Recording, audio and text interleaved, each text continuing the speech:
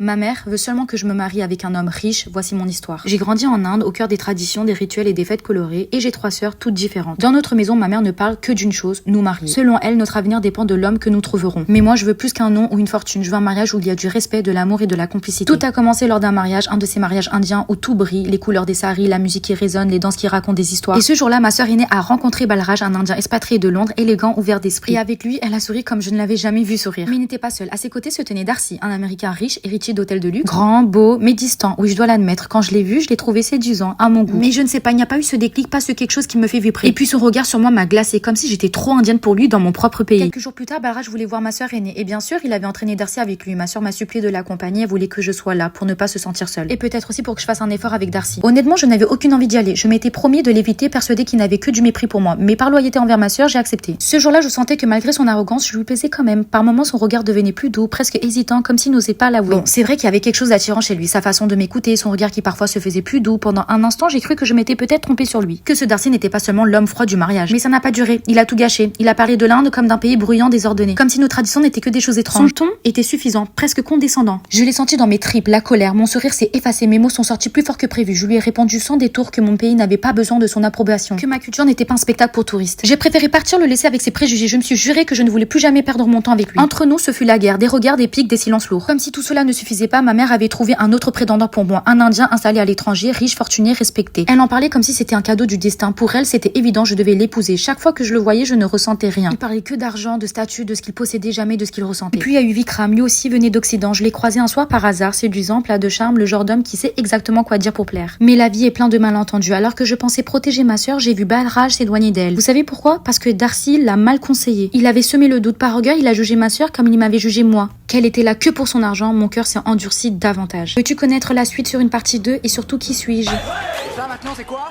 C'est la version indienne de la Star Academy. J'espère que t'as apporté les boules pièces. C'est un jeu entre les filles et les garçons. À tour de rôle, ils se moquent les uns des autres. Accroche-toi.